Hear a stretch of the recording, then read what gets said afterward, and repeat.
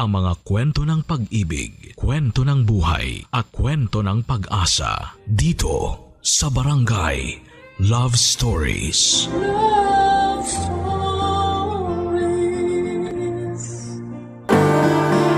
May mga landas sa buhay na kailangan nating tahaking mag-isa.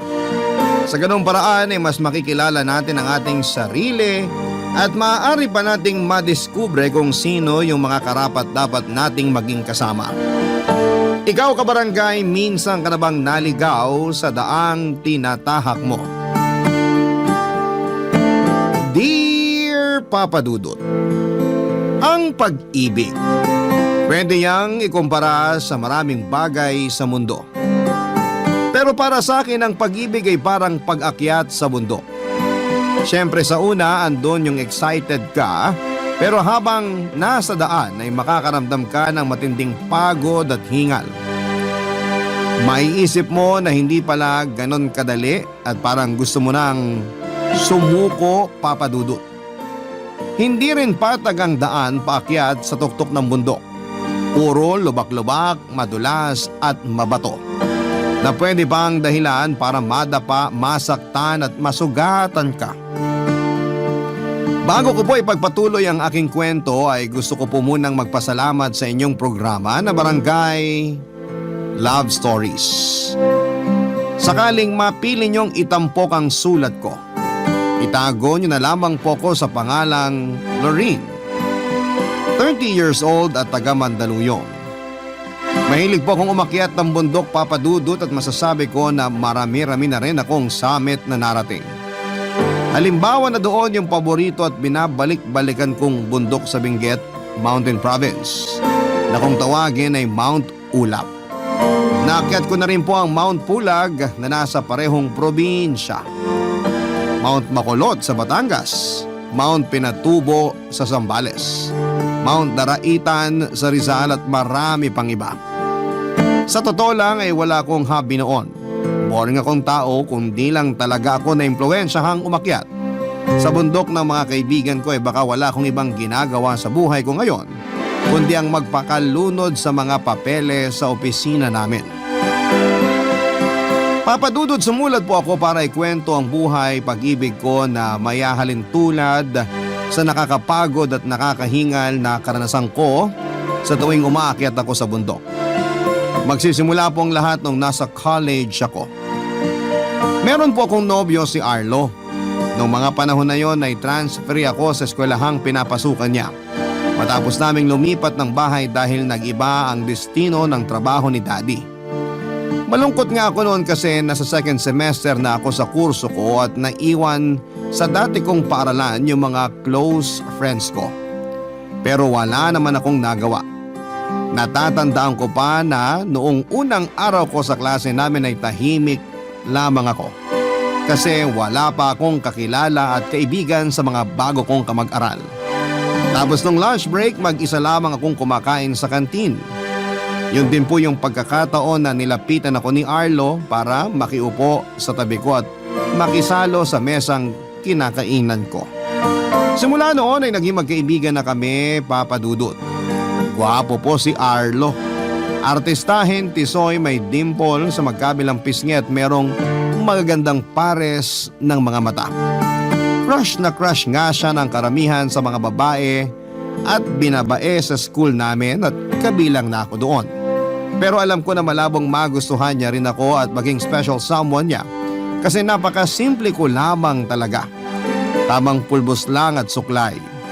Sa kabila ng hindi namin pagiging mag-on, nakakaramdam pa rin ako ng selos, lalo na nung isang araw ay may nakita na lamang kong babae na umaaligid sa kanya. Tapos ay pinansin niya at madalas na niyang kasama. Sa inis ko ay iniwasan ko po si Arlo, bagay na napansin naman niya, Papa Dudut.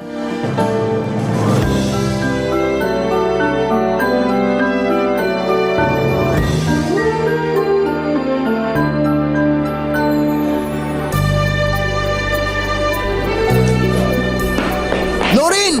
Sandali! Lakad lang, Lorene. Lorene, Huwag mong teka lang. lilingunin ng lalaking yun. Uy, Lorene! Buti naabutan kita. Ang bilis mo maglakad eh. Ano ba yan, Arlo? Ano ba yun, Arlo? Tama ba yung ginagawa mo, ha? Alin ba? Yung pag-iwas mo sa akin. Akala mo di ko napapansin na ilang araw mo na akong iniiwasan, ha? Baka nag-i-imagine ka lang.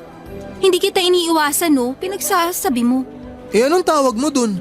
Nung isang araw, imbis na dumaan ka sa tapat ng room namin para sana sabay tayong pumunta sa kantin, umiwas ka. Dumaan ka dun sa likod. Mas napalayo ka pa tuloy. At least nakapag-exercise ako. Medyo kailangan ko na rin kasi magpapawis. Lorin, may problema ba tayo? Siyempre, wala. Bakit naman tayo magkakaproblema? Hindi ko alam, kaya nga ako nagtatanong eh. Kasi kung meron man, sabihin mo sa akin para mapag-usapan natin. At kung may nagawa man akong mali, itatama ako para di ka na magalit sa akin. Una, hindi ako galit. Ikalawa, wala tayong dapat pag-usapan, Arlo. Kung gusto mo, dun ka na lang sa babae mo makipagkwentuhan. Kasi 'di ba? Mas mukha siya masarap kasama kaysa sa akin. Ha? Sinong babae ba yun?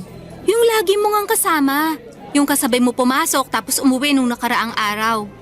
Ah, si Mirasol. Kahit ano pang pangalan niya, dun ka na. Lorin naman. Huwag mo ko maganyan-ganyan ah. At huwag mo na rin subukang itanggi kasi nakikita ko kayong lagi magkasama. Kulang na lang buntutan ka niya hanggang sa klase mo. Ganun na ba kayo ka-close? Tapos kumakatawa ka pa sa mga kwento niya, kita ko pang ngala-ngala mo. Ha! Diyan ka na. Uy, teka, huwag kang umalis. At bakit? May klase pa ako. Pag ako na-late sa klase ko, isusumbong kita sa prof ko. 5 minuto. Ano? 5 minuto ka ako. Bigyan mo lang ako ng 5 minuto para makapagpaliwanag. Bakit ko naman gagawin yon? Gusto ko lang linisin pangalan ko sa'yo. Kasi baka kung ano-ano na yung tumatakbo dyan sa isip mo tungkol sa amin ni Ate Mirasol eh. Ate? Kita mo na? Gulat ka no? Nauubos yung 5 minuto mo. Pinsan ko si Ate Mirasol. Pinsan? Oo, close kong pinsan yun. Kahit nung mga bata pa, malapit na talaga kami. Kaso nilipat siya ng school nung nag-high school siya, kaya nagkahiwalay kami. Pero ngayon, nag-transfer si Ate Mirasol sa university natin para ipagpatuloy yung pag-aaral niya. Yun nga lang, nauna na ako sa kanya na 1 taon kasi first year college pa lang siya. Kaya ba kayo lagi magkasama kasi ginagala mo siya sa eskwelahan natin? Oo, hindi niya pa kasi kabisado eh. Hindi pala dapat engineering kurso mo? Dapat tourism? Hindi pa rin ba tayo bati? Ano tayo mga bata? Tanong ko sagutin mo. Okay na ba tayo? Okay naman tayo. Hindi ka na nagsiselos? Ha? Hindi ah. Bakit naman ako magsaselos? Feeling ko lang kasi nga iniiwasan mo ako. Akala mo siguro type ko si Ate Mirasol no? Nun yun, bago ko pa malaman magpinsan kayo. Aray naman. Inisip mo talaga na magkakagusto ako sa kanya kung hindi ko siya pinsan? Oo, kasi babaero ka. Tsaka dami kaya nagkakandara pa sa yung mga babae at binabae. Hindi mo ba napapansin? Kulang na lang humaba mga leeg nila kakasunod saan ka man pumunta. Ay, kaloka. Minsan nakakainis. Kasi pag magkasama tayo, pakiramdam ko, maraming mata yung nagbabantay sa mga kilos ko. Wala tayong magagawa. Gwapings tong kaibigan mo eh. Wala naman akong planong gawin. Tsaka hangin mo rin talaga, no? Sige ka, pakatamaan ka ng kidlat. Grabe ka naman. Aalis na ako. Tapos na ang 5 minuto mo. Sandali. May sasabihin pa ako. Ano ba kasi yun? Dalian mo, malilate na ako. Gusto kita, Lorin. Huwag mo nga akong pinaglololo ko. Nakakapikon ka na ah. Teka, huminahon ka muna kasi. Tsaka hindi kita niloloko. Mukha lang ako maloko pero seryoso ako sa nararamdaman ko sa'yo. Gusto ko itang ligawan, Lorin. Hindi papayag si Daddy. Kakausapin ko daddy mo. Pupunta ako sa bahay niyo para formal na ipagpaalam sa mga magulang mo na gusto ko itang ligawan. Please, Lorin. Pumayag ka na. Seryoso ako. Gustong gusto talaga kita. Si Arlo po ang unang lalaki na nagpakita sa akin ng interes na ligawan ako, Papa Dudut. Kaya magkahalong kaba at excitement ang namayani sa akin ng mga panahon na yon. Tapos nagulat na lamang ako nung isang araw ay tinutuon niya ang minsan niyang sinabi na pupuntahan ako sa bahay namin para ipagpaalam sa parents ko ang panliligaw niya. Hinarap niya po sina daddy at mommy at sinserong sinabi sa kanila na gusto niyang hingin ang kanilang permiso. Kaya lang ay hindi po pumayag si daddy na maging kami habang nag-aaral pa kaming pareho. Bagay na nirespeto ni Arlo kaya nagustuhan siya ng mga magulang ko. Mabilis na nagdaan ang mga araw, linggo, buwan at taon. Consistent po si Arlo sa panliligaw niya sa akin kahit na wala siyang tsansa na sagutin ko dahil hindi pa kami graduate. Pero hindi na po ako noon makapaghintay, Papa Dudut, dahil hulog na ako kay Arlo. Bukod doon ay nababanggit din ng mga kaibigan ko na baka pag pinatagal ko pa ang pagsagot kay Arlo ay mag-iba ang ihip ng hangin. Magkagusto siya sa iba at ayaw ko pong mangyari yon, kaya naman sinuway ko ang bili ni Daddy matapos kong ibigay kay Arlo ang matamis kong oo. Hindi nagtagal ay naging kami pero nilihim po namin yon sa lahat, lalo na sa parents ko. Nung nakapagtapos na kami sa pag-aaral ay si Arlo sa kurso niyang engineering at ako naman ay accountancy, at nung nagkaroon na rin kami ng maayos na trabaho at karera ay saka lang namin inamin kina Mami at Daddy ang lahat. Hindi naman sila nagalit, Papa Dudut, pero pinayuhan nila si Arlo na huwag akong sasaktan. Sobrang swak po kami ng boyfriend ko. Nagja-jive ang mga ugali namin. Maintindihin po si Arlo, kabisado niya ang mga topa ko at alam niya ang gagawin kapag sinusumpong ako ng toyo ko. Mapagpasensya rin siya at malalahanin, lalong-lalo na sa mga magulang ko. Legal sa parehong pamilya namin ang aming relasyon, Papa Dudut, kaya akala ko ay wala na pong makakapaghiwalay sa amin ni Arlo. Kasi mature naman kami, nare-resolve namin ang mga away namin, kaya hindi katakataka na tumagal kami ng 8 taon. Opo, Papa Dudut, 8 taon. Ikakasal na dapat kami kasi nag-propose na siya sa akin hanggang dumating yung isang araw na nagkatampuhan kami at nahuli ko na lamang siya na nambababae, Papa Dudut.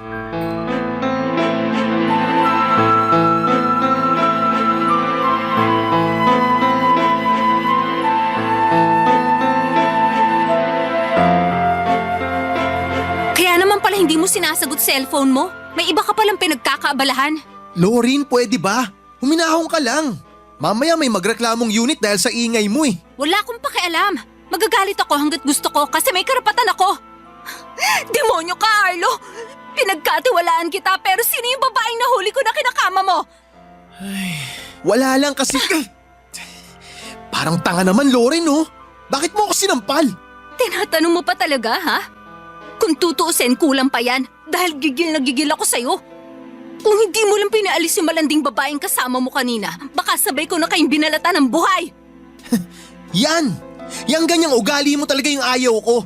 Pinalaki ka bang ganyan ng mami mo? Hindi naman, di ba? Saan mo ba nakuha yung ugaling kanal mo? Huwag mo kong baliktarin dito. Dahil hindi ako magkakaganito kung hindi ka nagloko. Wala lang pala yung babaeng yun, ha? Pero kinama mo na siya. Diyan pa sa kama kung saan may nangyayari sa ating damuho ka. Ay, sorry na, okay?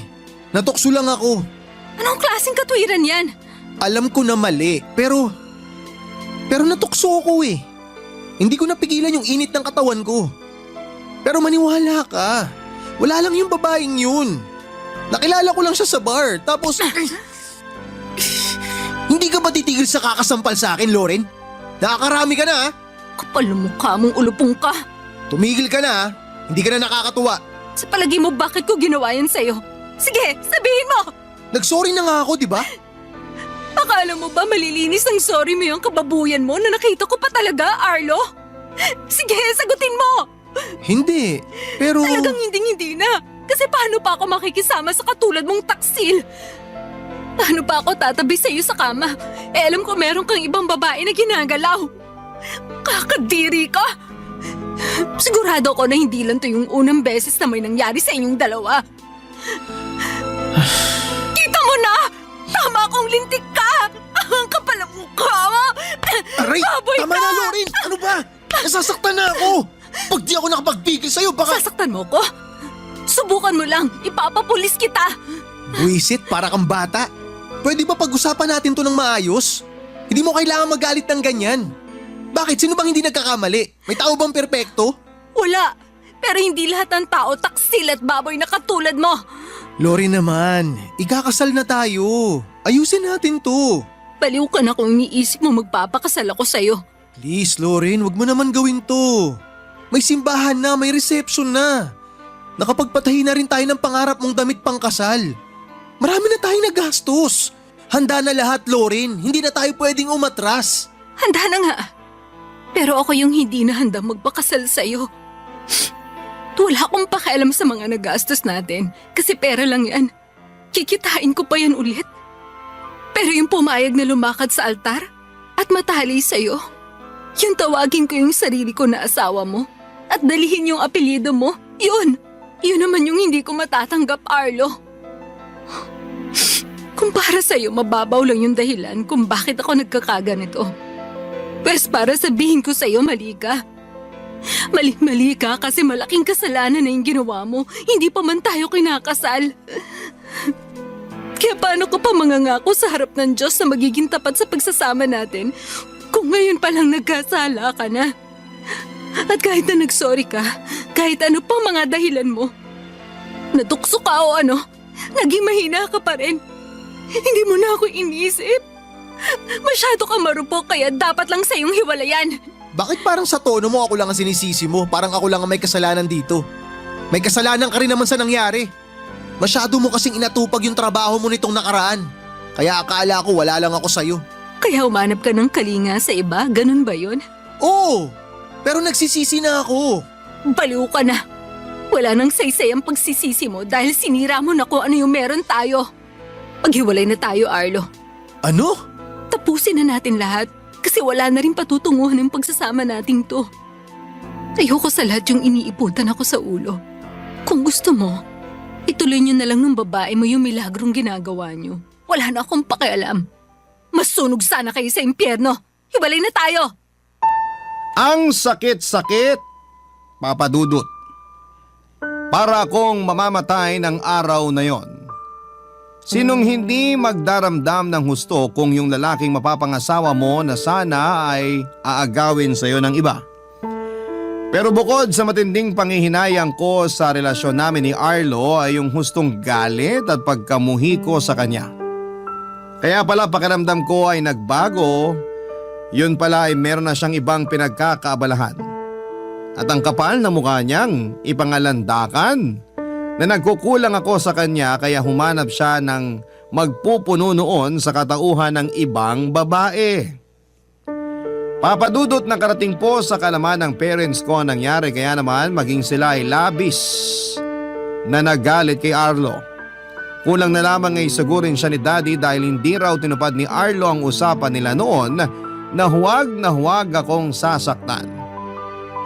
Alam kong nag-aalala lamang siya bilang tatay pero nakiusap po ako na sa amin na lamang yung rason ng paghihiwalay namin ni Arlo dahil ayoko magmukhang kaawa-awa sa mata ng iba naming kamag-anak. Yun bang meron akong kakulangan at diferensya kaya iniwan at pinagpalit ako sa iba ng boyfriend ko. Bukod doon ay ayoko rin na magalit sila ng gusto kay Arlo kasi naging mabait naman sa kanila yung ex-boyfriend ko. Lalo na nung minsan siyang nag-donate ng dugo sa pinsang kong na dengue. Resulta marami po sa kanilang nangihinayang sa relasyon namin ni Arlo noong nalaman nga nilang hiwalay na kami. Nandyan yung mga pinsan ko at kaibigan na panay payo sa akin na patawarin ko si Arlo ano man daw ang kasalanang nagawa niya sa akin. Sa halip ay pag-usapan po namin ang hindi namin pagkakasunduan. Pero buo na po ang desisyon ko ng panahon na yon.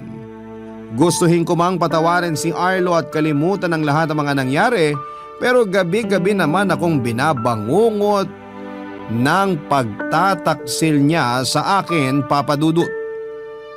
Ayokong habang buhay na pagsisihang nakisama ako sa kanya sa isang bubong kung pumayag po akong matuloy ang aming kasal. Barangay Love Stories. Barangay Love Stories. Kahit na abala ko sa trabaho, kahit na lunurin ko ang sarili ko sa pagpapaka-busy, ay meron at meron pa rin po talagang pagkakataon na dinadalaw ako ng matinding lungkot. Dahilan para mapahinto ako sa anumang ginagawa ko. Matutulala at maiiyak na lamang ako, Papa Dudut. Ganon naman talaga ang pinagdadaanan ng mga taong dumaranas ng heartbreak, hindi ba? Sino ba naman ang makaka-move on agad-agad sa 8 years?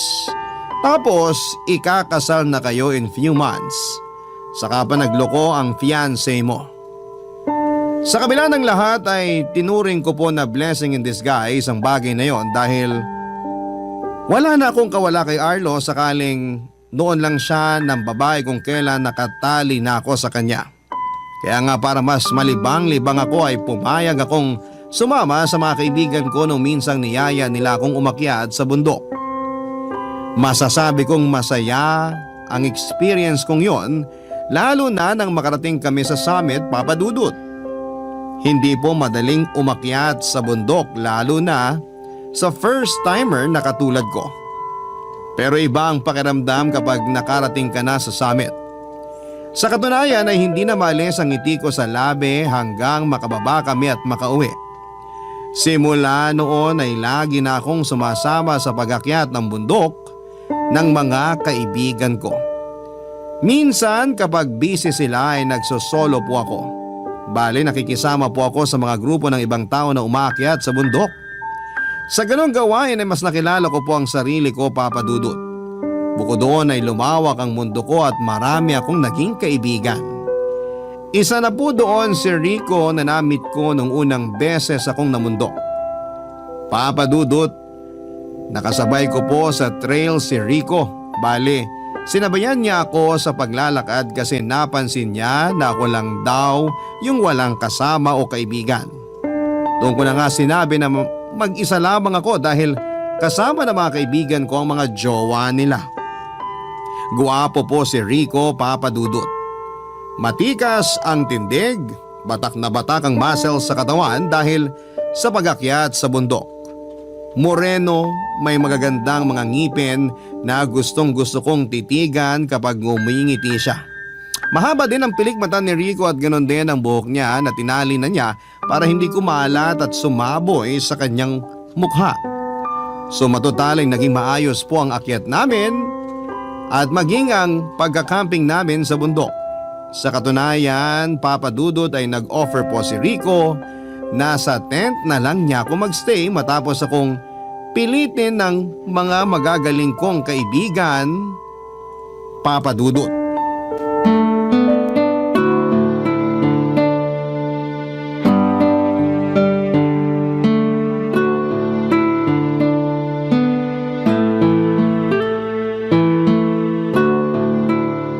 Sana hindi umulan para hindi dumoble yung lamig. Parang hindi naman.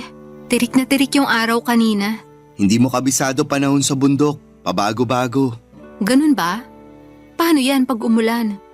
Hindi ba kaya nitong tent mo? Kaya naman. Basta wag lang humangin ng malakas. Pero hayaan mo na. Kasi mukhang tama ka nga. Hindi naman uulan. Halika, upo ka rito sa tabi ko. Ayoko nga. Baka mamaya may magalit eh. Sino namang magagalit? Rico, huwag mo nang bilugin ang ulo ko. Una, sinabayan mo ko paakyat dito sa campsite kanina. Tapos ngayon pinutuloy mo ko dito sa tent mo. Akala mo ba manhid ako? Akala mo hindi ko alam na may jowa ka na o asawa kasi may singsing ka na dyan sa daliri mo? Paano ko magalit sa'yo yon kahit na wala naman tayong ginagawang mali? Masyado ka naman nag-aalala, Lorin. Sinong hindi mag-aalala? Mamaya maging dahilan pa ako ng pag-aaway nyo. Or worst, awayin pa ako ng jowa o asawa mo. Ayoko ng gulo. Kaya nga ako sumama sa mga kaibigan ko mamundok kahit na hirap ako sa pag-akyat dito kasi gusto ko ng peace of mind. Maling-mali talaga na pumayag ako magstay dito sa tent mo porque wala akong dalang sarili ko at wala na akong espasyo dun sa tent ng mga kaibigan ko. Kaalis na ako. Sa labas na lang ako kahit malamig. May jacket naman ako. Lori naman, huwag ka nang lumabas ng tent. Baka sipunin ka. Madali lang namang gamutin yung sipon kesa pasa sa mukha sakaling awayin ako ng jowa o asawa mo. Wala akong jowa o asawa, kaya pwede ka nang kumalma. Ha? Pinaglololoko mo ba ako? Hindi kaya, nagsasabi ako ng totoo. Eh bakit may suot kang singsing? Eto ba? Mahabang kwento. Makikinig ako. O sige, pero sana di ka antokin. Magkwento ka na lang kasi. Engagement ring namin ng girlfriend ko tong singsing na suot ko. Sinasabi ko na nga ba? May fiancé ka na, ikakasal ka na. Noon yun, pero iwalay na kami ngayon. Sinusuot ko lang tong singsing kasi nangihinayang ako sa sanay masayang kasal namin. Hindi ba mas masakit? Kasi may alaala ka pa rin ng nabigong pag-ibig nyo. Masakit, oo. Pero hinahayaan ko na lang sarili ko na maramdaman yung sakit na yun. Hanggang matanggap ko na hindi na talaga matutuloy yung kasal namin. Ay, 10 taon din kami, Lorin. Bago yun natapos sa isang iglap. Sorry, Rico. Hindi ko naman akalain na ganyan pala kabigat yung dinadala mo. Hindi mo naman kailangang mag-sorry. Wala ka naman ginawang mali. Saka choice ko naman na suotin pa rin tong singsing namin. Kasi hanggang ngayon mahal ko pa rin siya. Hihintayin ko na lang magsawa tong puso ko. Alam ko pag nangyari yun, nakalimutan ko na siya. Hindi pala tayo nagkakalayo ng pinagdaanan. Yun din ba ang dahilan kaya umaakit ka sa bundok? Ako kasi oo eh. Sawa na ako magmukmuk sa bahay at sa opisina namin. Kaya pumayag akong sumama sa mga kaibigan ko papunta rito. Tama ka, yun din dahilan ko. Pero alam mo ba na dati sabay kaming umaakit sa bundok ng ex-girlfriend ko? Mas masakit na mag-isa ka na lang ngayon. Nung una, aminado akong nahihirapan ako. Pero habang tumatagal, mas nakikilala kong sarili ko. Nasabi ko na lang na kaya ko palang makarating sa tuktok kahit hindi siya kasama. Congratulations. Senyales yan na nakaka-move on ka na. Pero pwede ko ba malaman ang rason ng hiwalayan nyo? Pinagpalit niya ako sa iba. Pero bago yun, akala ko trabaho at pangarap lang niya yung kakumpetensya ko sa kanya. Sa loob ng 10 taon naming magkarelasyon, maraming bagay na gustong matupad ang ex-girlfriend ko. Isa na dun yung makapagtrabaho siya sa abroad at mag-migrate. Siyempre, sinuportahan ko siya sa pangarap niyang yun. Kahit 2 beses na niyang nireject ang proposal ko. Mahal ko kaya inunawa ko.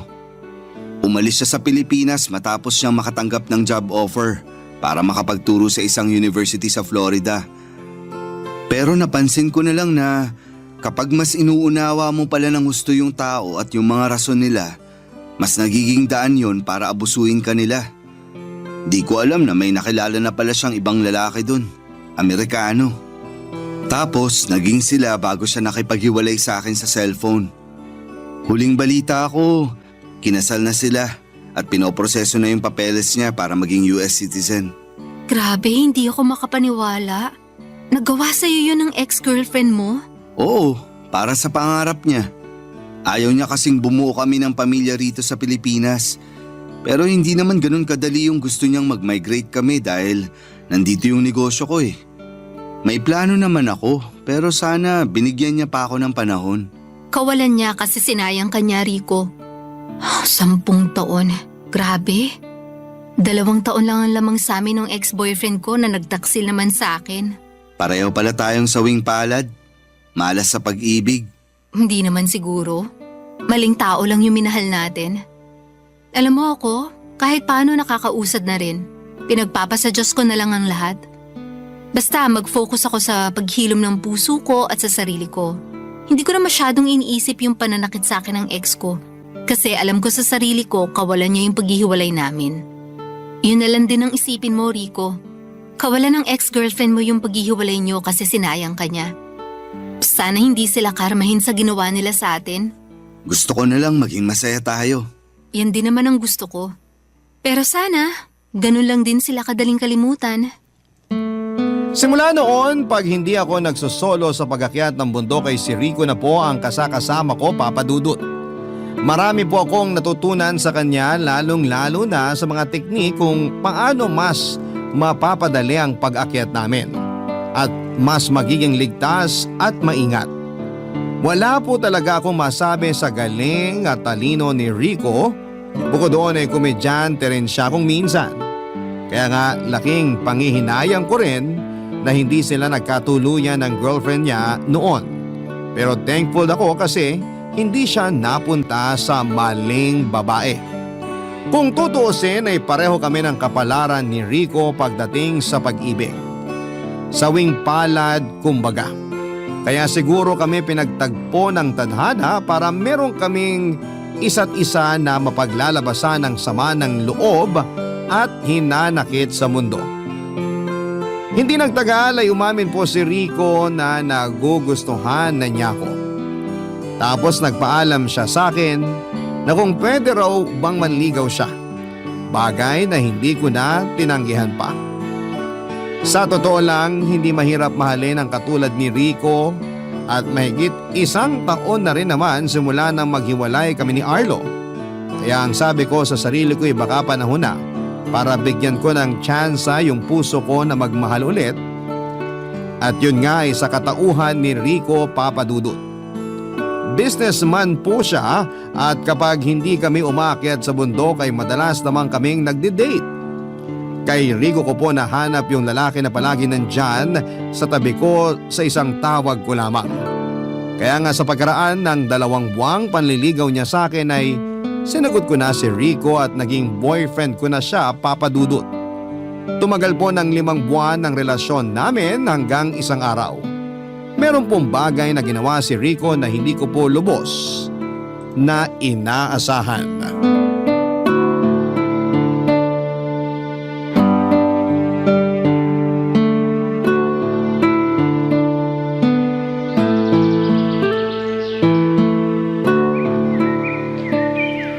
Halika rito, Lorin. Dito tayo banda. Sweetie, baka hanapin na tayo ng mga kasamahan natin. Kanina pa tayo nakahiwalay sa kanila. Hindi yan. Saka nakausap ko naman yung guide natin. Sabi ko, bigyan lang ako ng ilang minuto bago tayo bumaba. Wala naman tayong kasunod na grupo na aakyat dito sa summit. Okay, pero bakit mo ba kasi ako hinatak dito? Basta. Ayaw mo ba ng group picture sa kanila? Gusto, pero mamaya na yun. Kasi may mas importante akong bagay na gustong gawin. Ano yun? Sandali ha, kunin ko lang. Nako, buti hindi nahulog. Rico, ano yan? Singsing ba yan? Oo, sweetie. Singsing to na simbolo ng walang hanggang pagmamahal ko sa'yo. Teka, lulud ako. Uy, wag na. Wag na, kasi baka mapatingin pa sila rito. Hayaan mo sila. Alam naman nila plano ko, kaya nga game na game silang pabayaan tayo rito. Rico naman eh. Uy hala, lumuhod ka nga. Lorin, alam ko hindi pa nagtatagal simula na magkakilala tayo. At halos 5 buwan pa lang nang sagutin mo ako para maging boyfriend mo. Pero sana sa iksing panahon na yon, naiparamdam ko sa iyo yung pagmamahal ko. Alam mo naman na wala akong ibang gusto kundi yung makasal sa'yo. Bumuo ng sarili nating pamilya at makasama ka hanggang pagtanda natin, di ba? Oo, alam ko yun. Lagi-lagi mo ba namang sinasabi? Malamang hindi ko yun makakalimutan. At hindi na ako makapaghintay na tuparin yun. Kaya nga lumulud ako ngayon sa harap mo para hingin yung kamay mo at pumayag kang makasal sa akin. Will you marry me, Lorin? Yes, Rico. I will marry you. Pumapayag ako makasal sa'yo. Talaga? Yes! Yuhu! Huwag ka nang sumigaw. Nakatingin sila sa atin, no? Ayos lang yan, sweetie. Pero teka, akin na yung kamay mo. Isusuot ko sa daliri mo tong singsing. Ayan, bagay na bagay sa'yo. Tumayo ka na nga muna dyan. Oo. Nagustuhan mo ba yung singsing? Oo naman. Napakaganda naman ang singsing na to. Thank you, Rico. Thank you saan? Kasi dumating ka sa buhay ko. Kasi minahal mo ko at naging boyfriend kita. Walang kaso kahit hindi pa nagtatagal simula na magkakilala tayo at naging mag-on. Kasi sa puso ko, siguradong sigurado na ako na ikaw yung gusto kong pakasalan para makasama habang buhay. Thank you sa lahat-lahat. Ako yung dapat mag-thank you sa'yo. Kasi tinuruan mo ako paano magmahal ulit.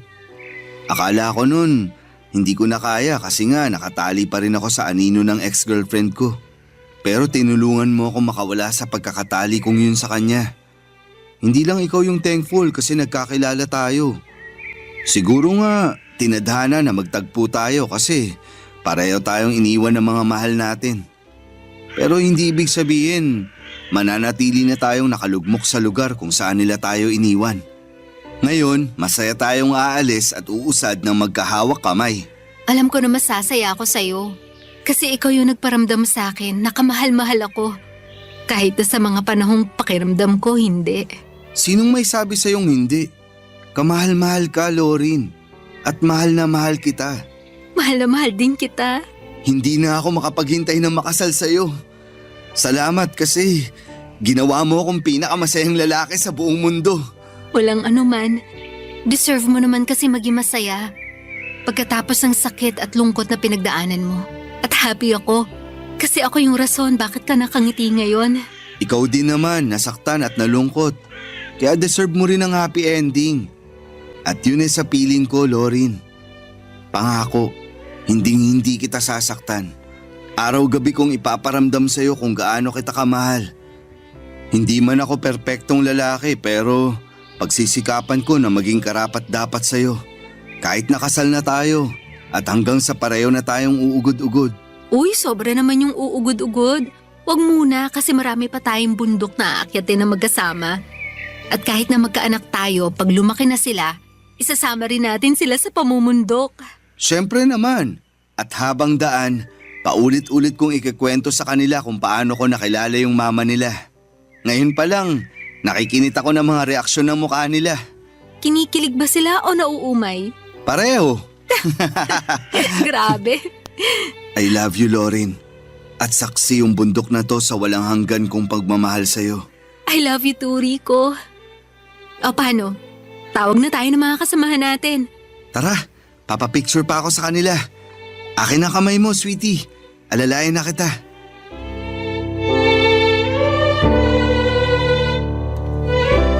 Mahal ko po si Rico, Papa Dudut, at walang duda yon.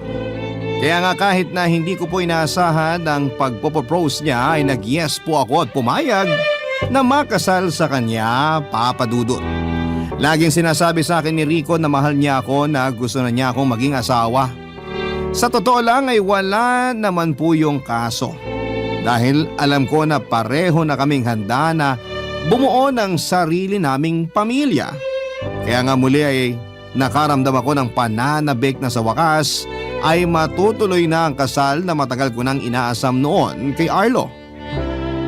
Kaya lang kung kailan naman maayos na ang lahat sa amin ni Rico ay saka po biglang naglaro ang kapalaran, Papa Dudut. Yon ay matapos bumalik ni Arlo sa buhay ko.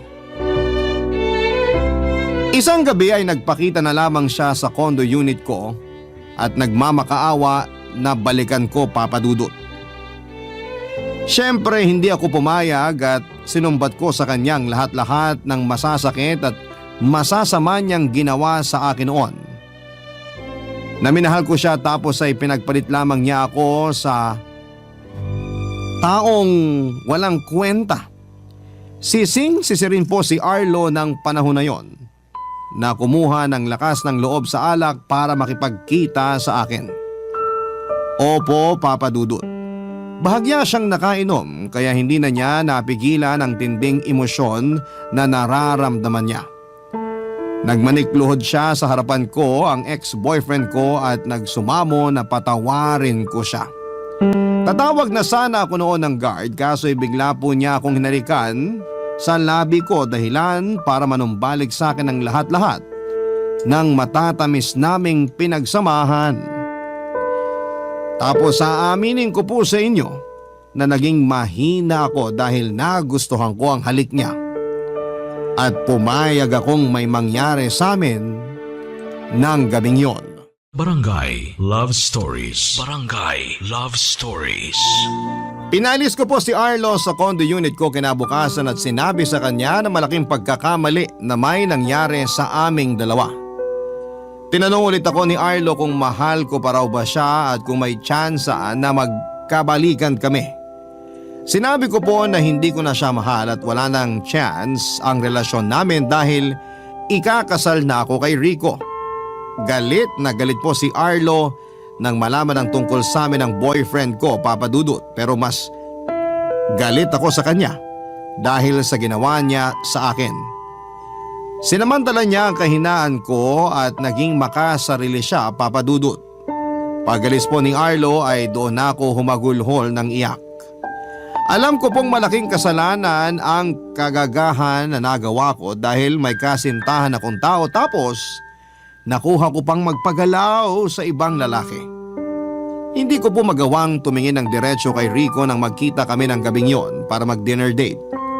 Takang-taka ang kawawa kong fiancé dahil wala akong ganang kumain pero nagdahilan na lamang ako na masama ang pakiramdam ko.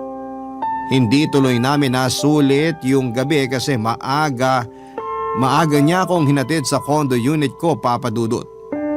Hindi ko po alam ang gagawin ko at kinakain na po ako ng matinding konsensya.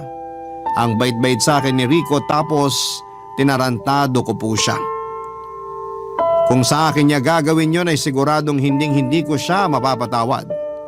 At mas nadagdagan pa po ang takot sa dibdib ko nang mag-positive po ang pregnancy test kit matapos kong makaramdam ng senyales ng pagbubuntis, Papa Dudut.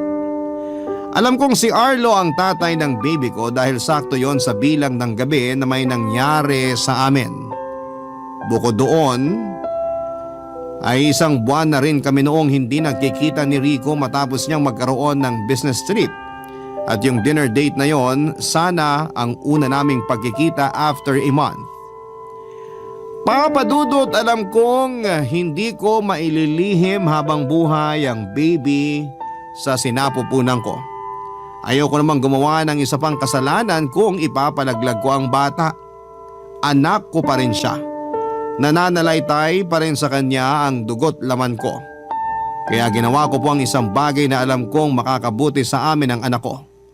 Umasa na lamang po ako na papanigan kami ng kapalaran at sa huli magiging maayos pa rin ang lahat, Papa Dudut.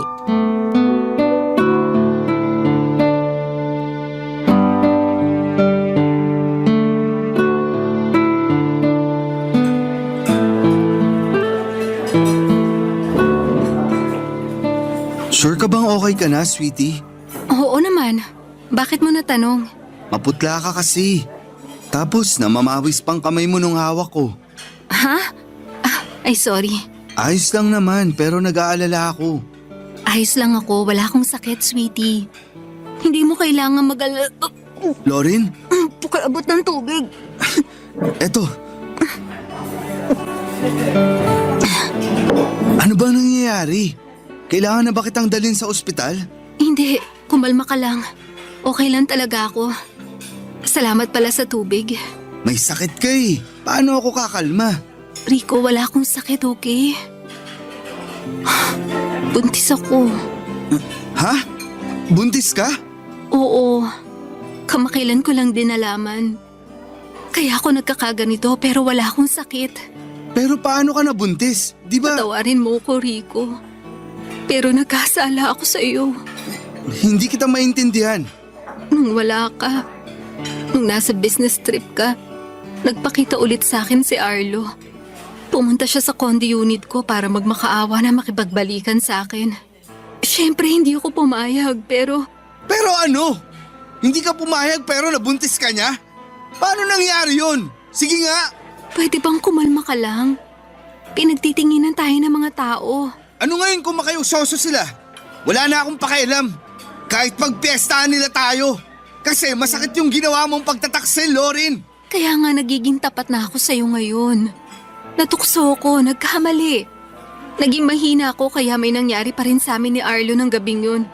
Pero kinabukasan sinabi ko sa pagmumukha niya na hindi ko na siya mahal. Dahil ikaw ang mahal ko, Rico.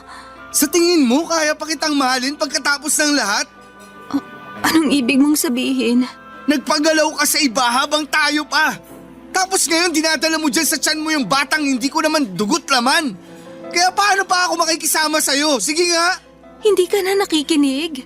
Ikaw nga yung mahal ko. Ikaw yung pinili ko. Hindi na matatakpan ng pagmamahal mo sa akin yung kasalanan na nagawa mo, Lauren. Hindi mo na ba ako mapapatawad? Hindi kita kayang patawarin. Baka pag nagtagal. Baka pag nabagok ulo ko tapos makalimutan kita. Pero hindi ngayon.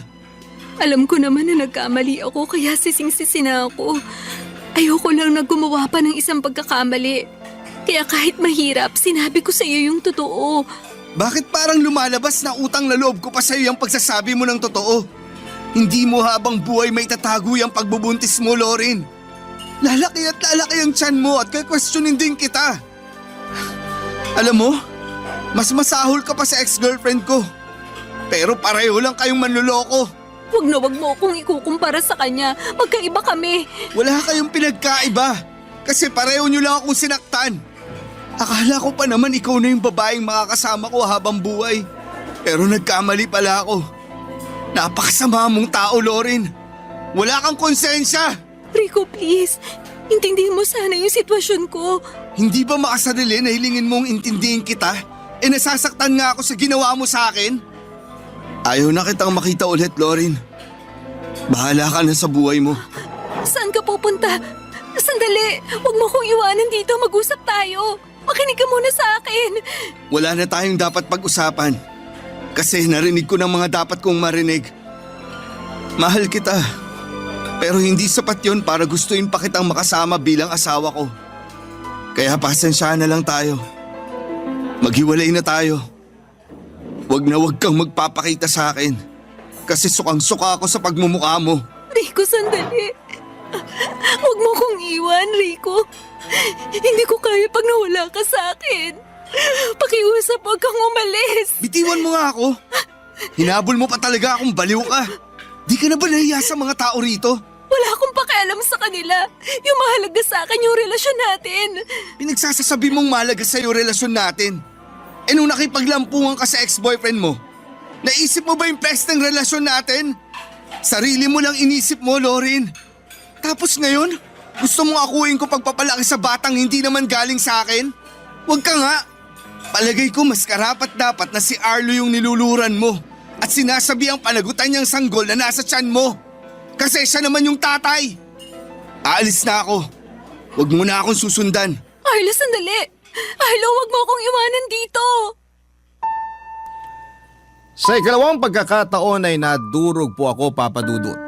Pero masasabi ko na triple ang sakit ng isampal sa akin ni Rico ang mga salitang kahit kailan ay hindi ko inaasahang maririnig ko mula sa kanya. Ang kirot-kirot ng puso ko na kulang na lamang ay ikamatay ko. Nagmakaawa po ako kay Rico na huwag niya akong iwanan. Alam kong sobra at kakapala ng mukha pero gusto ko pong pakasalan niya pa rin ako sa kabila ng pagtataksil ko sa kanya. Wala naman po akong hangad na masama, naging mahina lamang po ako sa puso't isipan kaya nadaig ako ng aking emosyon. Pero alam kong pagiging makasarili kung ipipilit ko ang gusto ko dahil sobrang sakit po ng nagawa ko sa lalaking walang ginawa kundi ang mahalin ako at minsan ay naghangad na magkapamilya kami at makasama ako hanggang sa pagtanda. Hindi ko na po hinabol si Rico ng gabing iniwan niya ako at niluhod ko na lamang ang sarili ko sa pag-iyak. Sa pagkakataong yun ay pinilit ko pong magpakatatag alang-alang sa baby na nasa tiyan ko, Papa Dudut. Hindi po ako pwedeng manghina at kahit nawasak ako ay hindi ko maaaring pabayaan ang aking sarili dahil may batang umaasa sa akin na maging malakas. Tuluyan na pong nakipaghiwalay sa akin si Rico, Papa Dudut. At blinak na niya ako sa lahat ng social media accounts na meron siya. Hindi na po ko nakarinig sa kanya ng kahit na ano at noong isang beses na pinuntahan ko siya sa kumpanyang pagmamay-ari niya para sana makausap siya ay hindi niya po ko hinarap. Sa halip ay hinayaan niya akong kaladkarin ng gwardya palabas ng building niya. Awang-awa po ako sa sarili ko pero kasalanan ko naman po dahil natukso ako. Doon ko na po naisip kontakin si Arlo para makipagkita sa kanya at sabihin ang tungkol sa ipinagbubuntis ko, Papa Dudut. Higit kanino man, hindi ko kakayaning buhayin ang baby ko na mag-isa dahil wala pa akong karanasan sa pagiging nanay. Kaya naman kahit na pinutol ko na ang lahat ng komunikasyon kay Arlo, ay kinapalang ko na lamang ang mukha ko matapos kong makipag-ugnayan muli sa kanya.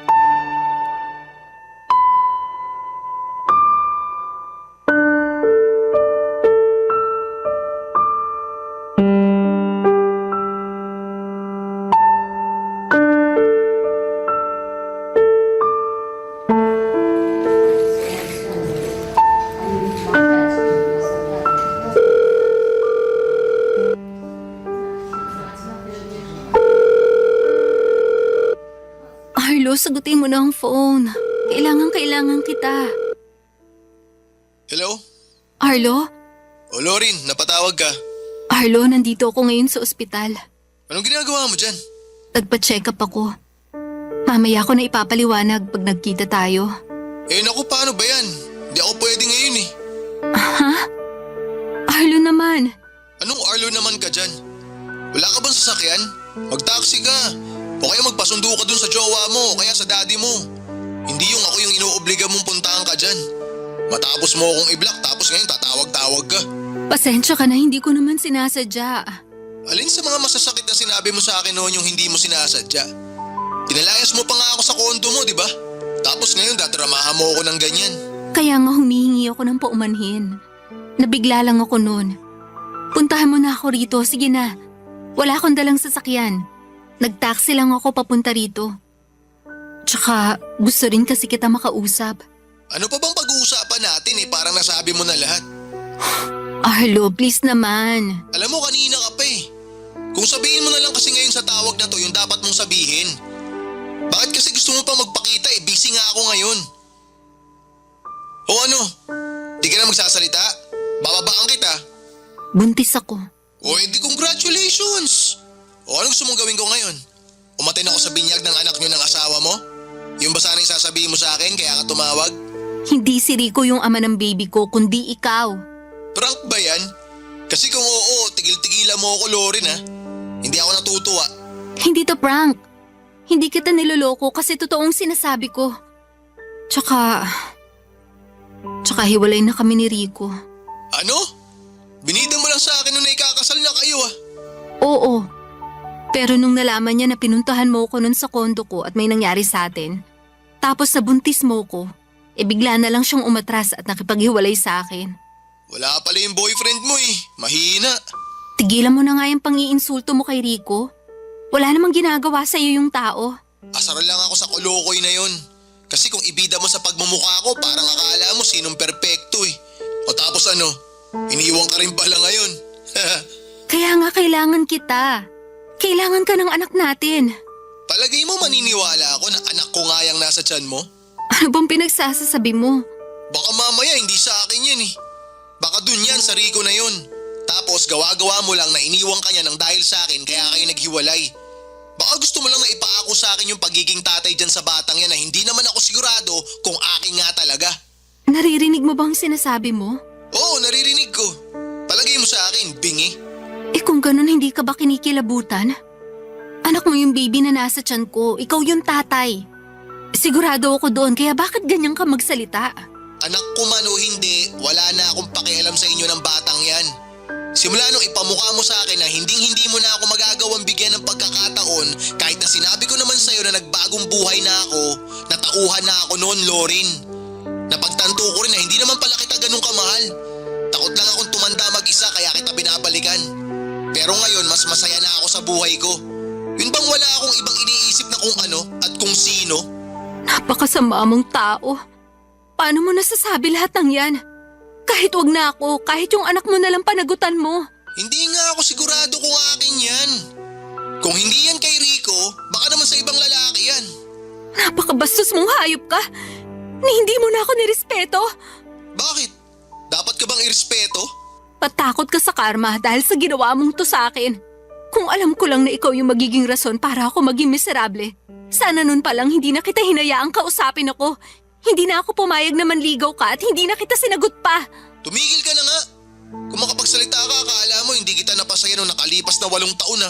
Pinasaya mo nga ako, pero kapalit nun, yung mas matinding sakit na kagagawan mo. Tumigil ka na. Dahil mong drama. Hindi ko pa rin nakakawin yung batang nasa tiyan mo. Ayoko pa magkaanak. Kaya ikaw na lang bahala sa batang yan. Total, ikaw naman may gusto dyan. Palaki mo. Bigay mo sa mga magulang mo. Paampon mo, ipalaglag mo, wala akong pakialam. Basta wag mo na ako ulit idadamay dyan. Ayoko na magkaroon ng kahit na anong ugnayan sa'yo. Sige na, busy ako. Bababa ako na to. Arlo! Arlo, sagutin mo ang tawag ko, lintik ka!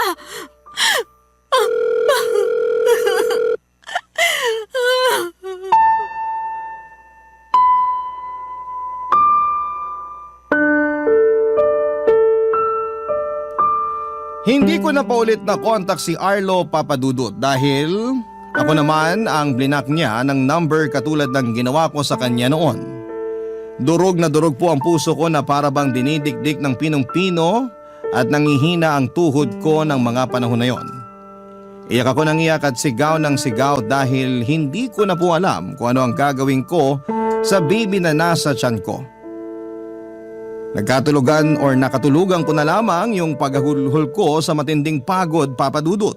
Kinabukasan ay tumawag po ako kina mami at daddy para papuntahin sila sa condo unit ko. Doon ko na nga po ikinuwento sa kanila ang lahat-lahat. Hindi na ako naglihim at lahat ay sinabi ko. Nandun yung nagalit sila sa akin pero mas nanaig po ang pag-aalala nila bilang magulang sa akin at sa magiging apo nila.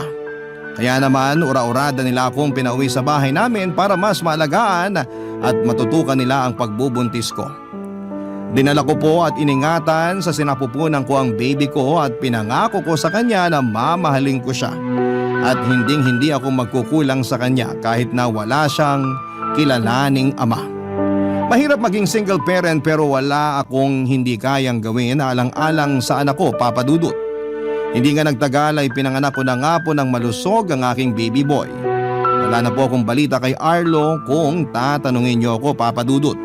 Wala na rin akong pakialam sa kanya at ayaw ko na rin siyang maging parte ng buhay ng anak ko matapos ang pagtataksil, Papadudut, na nangyari. Si Rico naman, ang huling balita ko ay kinasal na sa ibang babae. Masaya po ako para sa kanya dahil natupad na niya ang pangarap niyang pamilya. Pero nasasaktan po ako dahil ako sana ang babaeng napangasawa niya. Marami po akong pinagsisisihan sa buhay ko, Papadudut, at isa na doon ay yung naging mahina ako. Nagpatalo ako sa aking emosyon kaya nakagawa ako ng matinding kasalanan. Natukso ako, naging marupok kaya pinagbayaran ko ang balik karma sa mga nagawa ko.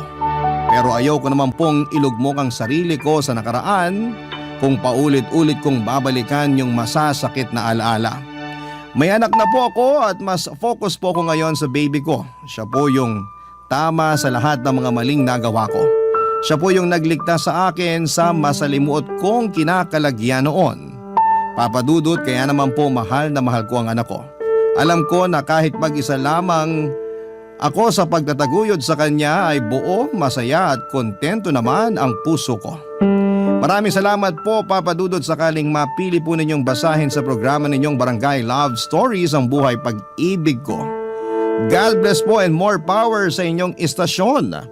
Ang inyong forever kapuso at kabarangay, Lauren.